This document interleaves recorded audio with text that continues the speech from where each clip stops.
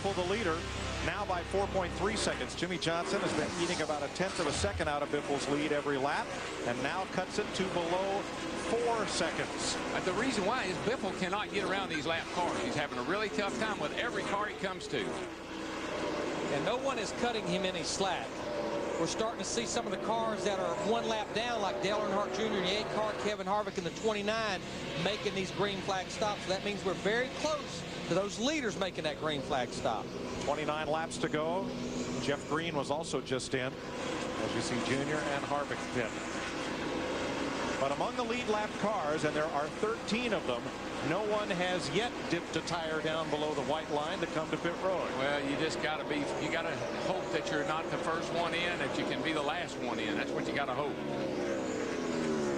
And Greg Biffle can kind of do that. He can kind of watch because of the little bit of lead that he has.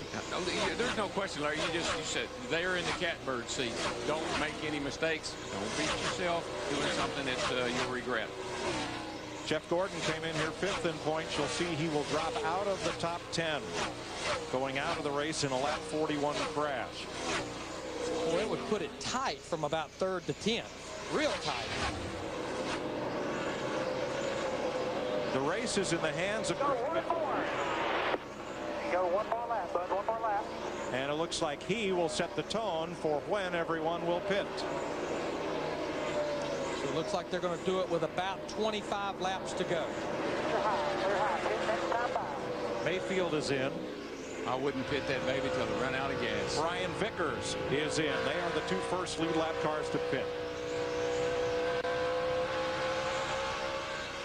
One of the guys I've been watching right out our window right now is Robbie Riser, crew chief on the 17 car. He's been coaching these guys, getting them ready up on the wall. He just held up 7 fingers, so they're getting very close to break the 17 car. But now the leader's already on pit road. He is the 2nd lead lap car to pit after Brian Vickers, who gets 2 tires and is gone.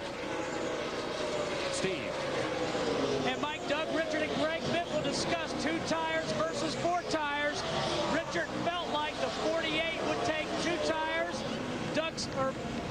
Greg Biffle said, I don't care. I want 4 tires on this race car. So that right now they're putting the right side tires on. Adam Emmert, Joe Slickerland, the tire changers. They are going to change 4 tires on Greg Biffle's race car. No other adjustment. Tony Stewart is in and Kyle Busch is in. Dick. Kyle Busch has called it. It's going to be a 2-tire stop. No adjustments to the car. Just a tad of gas going into it. This is unbelievable. This kid's first ever Dextel Cup race. Anyway, he has called the changes on the car all day long. Scott Riggs is in. Kyle Busch took just 2 right side tires as Kurt Busch comes down the pit lane. Scott Riggs changed 4 tires as well as Tony Stewart did 4. Just really wouldn't surprise me, based on what we saw out of that 5 car, that wasn't a great call. Matt? And the 97 of Busch, he also hits pit road for his last scheduled pit stop. Already service complete on the right side. The left side lugs are on, and he is away. And the speeding police nabbed Tony Stewart. Too fast exiting the pit. A lot of smoke from Elliott Sadler's car. I think he's got some damage on the left front fender, looks like.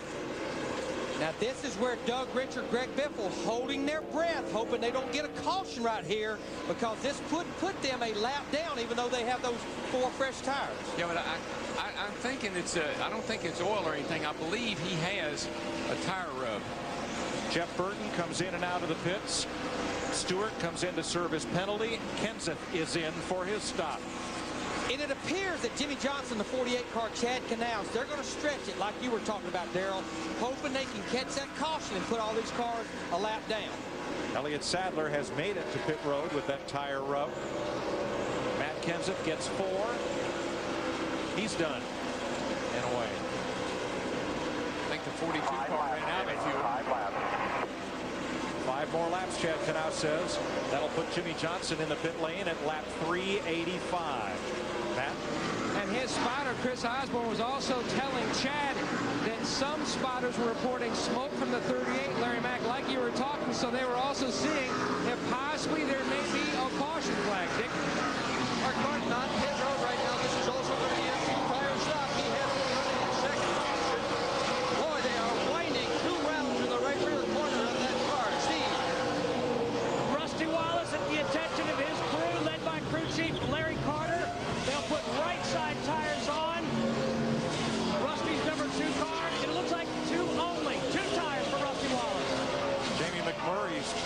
big assist from Casey Mears' crew, pushing him down pit road to get him restarted after apparently running out of fuel.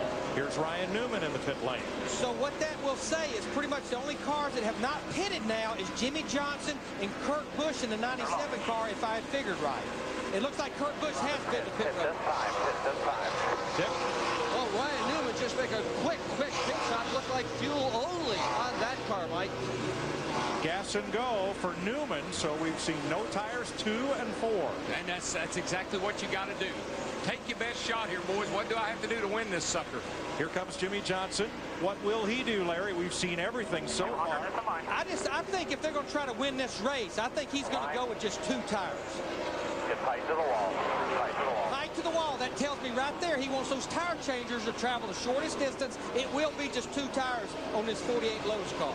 If it's any tires Yeah, I was at going all. to say, maybe no tires. We've already seen that once, and that puts pressure on you to make another decision. And remember, they have a substitute front tire changer from the 24 car. Looks like 2 right side tires. Matt Young. Larry Mack, the right sides are going on. Corey Quick hits the lugs. Timmy Latimer says they're done on the rear, and he is away 7.9 seconds. That is fast, Larry. That is a fast 2-tire stop.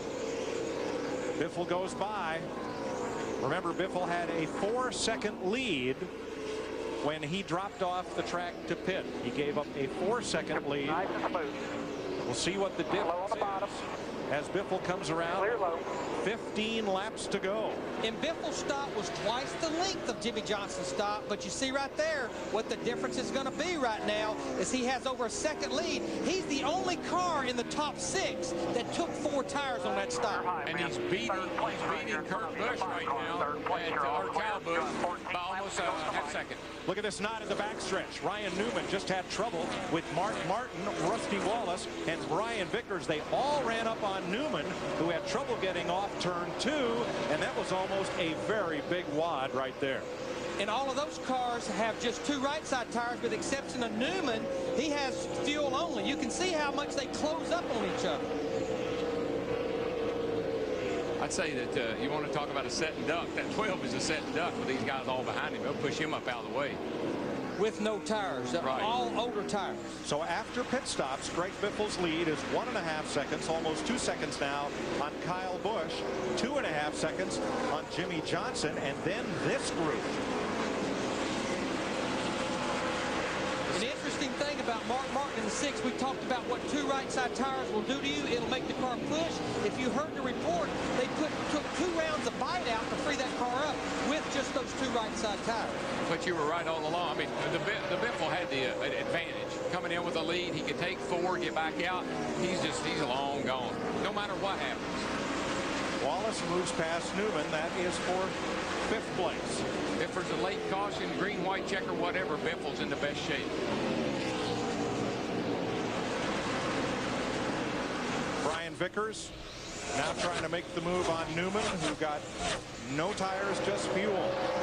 And if Vickers makes the pass, 6th place. That Newman, though, he's not going to give up. He is like a bull. He's fighting that thing right now.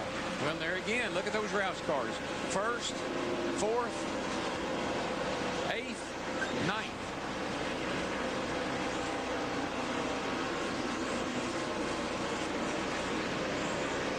To go.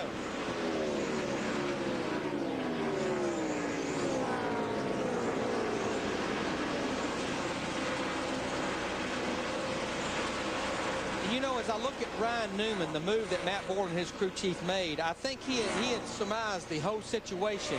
I think big picture racing right there. They came in here 4th in the points. 3 races ago, they were 15th. They come out of here with a good top 7 or 8 finish. They're going to stay right up there in the points battle.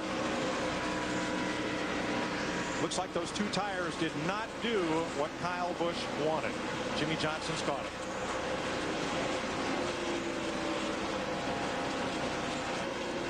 You know, with 9 laps to go, regardless of the outcome, in that 5-car Kyle Busch, I think he continues to make a statement. I'm going to be a contender every race, every series, every week. Boy, he's proven that this week, particularly, well, last 2 weeks, Charlotte and here. Guys, the one thing that I did notice with Jimmy Johnson and Chad Canals' strategy, they stayed out too long, waiting to see whether or not they could basically, I think kind of steal one or maybe get a little freebie. And what happened, they wound up losing a lot of valuable ground. Not only Greg Biffle, but I think it brought other guys right up there to them with better tires and probably in a better situation right now. Yeah, they were banking on that caution coming out before they came to pit road. Clear. They were covering themselves is what they were doing. See, Greg Biffle just puts Dale Earnhardt Jr. down another lap. Right now, Dale Earnhardt Jr. back in the 22nd position, 3 laps down. 6 laps to go, and Biffle continues to drive away from Kyle Busch and Jimmy Johnson, who continue to battle for second place. Boy, Larry, this will be Biffle's, if in fact he makes it to the end, his 4th win of the season. A contender every week. Right now we see these teammates still going at it with 5 laps to go. Kyle Busch in the 5, Jimmy Johnson in the 48. He's not ready to concede that second spot. And look at the car owners represented in the top 4. Roush, Hendrick, Roush. Between them, Jack Roush and Rick Hendrick's cars have won 10 of 12 races this year, about to be 11 of 13. But look at our buddies here. Mark in 4th, I'll give you second place Rusty right here. in 5th. Our veterans continue to have great. And what he was doing with the information they were giving Greg Biffle, Darrell, you love that information because I've spotted for you. You want to know, here's where I'm at. The second place car is at the line now. The start-finish line is the point. That's all I know. You can tell me seconds, car lengths, or whatever, but I know the line. That's where I know. That's where I know where he is compared to where I am. Mark may not be the 4th place car. He's going after Jimmy Johnson. 3 to go. Still out there. Hold your line. Still out there. Lap cars might get in the way. Well, now he's Biffle's teammate. Biffle and Johnson racing for the top of the point standings. If Mark Martin can pass Jimmy Johnson, that's a 5-point swing. Guys liking this is Kyle Busch. While they're fighting with each other, he's getting a little space between them and himself. And Greg Biffle has locked up the 5 bonus points for leading the most laps today as well. And he just adds on to all of his totals. Laps led, victory. Clear. Watch that forward. Come on. So Mark Martin moves up to 3rd. Martin came in here 12th in the Nextel Cup standings. White flag for Greg Biffle. Those 2 tires are going to hang in there for Kyle Busch. Another good call in the pits. Still got plenty of room, man. Plenty of room. He's got a 4.6-second lead. That's like from here to Wilmington. He just needs to be smooth. 3 and 4 here. Don't get involved in any lap traffic. Greg Biffle becomes the 27th different Nextel Cup driver to win at Dover. He gets Jack Roush his 6th victory of the season. And now we'll tell you about second place because they just crossed the line. Drive your butt off. Big run for Kyle Busch, Mark Martin in 3rd, Jimmy Johnson 4th, Rusty Wallace. Good run for Rusty back in 5th. Yeah, there's a lot of good runs up there today.